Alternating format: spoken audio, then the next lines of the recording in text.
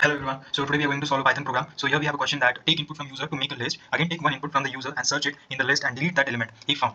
If not found, then iterate over a list using for loop. So let's understand this question. So it is saying that take the input from user and then again take one input from the user and then search that element in the list and then delete that if found. If not found, then iterate the for loop. So here what we will do, we will create a empty list, because we have to take the input from users, so we can't give the list whatever we want. So if we want to take input from users, what we will do, we will create a variable here and the input will be integer. That is why I'm writing here input. This line is to take input from user. Now we have created a variable and now the user input will be stored in this en variable. So now we will create a for loop here for I in range. So the range will be from 0 to n. Whatever the user will give the range will be we will be taking the input till that. So now here what we will do, we will create a object or variable. So inside it, what I will do, I will take input, user input. For this I need to type int input. So this line will provide the user input. Now whatever input the user will enter, we need to store that input into list one, because that's an empty list we have created and that is empty because we want to store this thing. So for that what I will do, I will write list one dot append function inside it into one. So now here I will print the list one empty list. So now I will enter. So how many elements do I want as a user? I want 3 elements. So what are the elements you want? 1, 2, 3.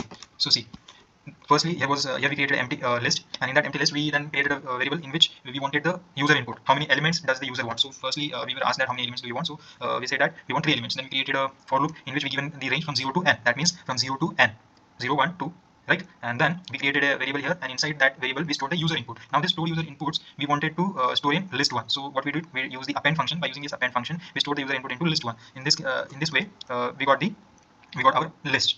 Now here we have done only the half part of our program. We have taken the user input and we have created a list. Now this is the next part of the program, is that it is saying that we have to take another user input and we have to search it and then delete that element. Right. So for that, what we will do, we will create one more variable, element one, and here for the user input I will write element one equals to int, and this is input, and this is, and then I will use the remove function here one. So here what we did, we created a variable in which we are going to take the user input, means which element does the user want to delete for that purpose. And then in this line, what it is doing, that from list one, here we have a list 1, 2, 3. From this, which element we want to remove, which is stored in this ele1 variable, right? So this line, what this line will do, this line will search whatever the input we will give here. This line will search and then it will delete. So how will be our list after deleting the given element? So let's see, 3 inputs, 1, 2, and 3.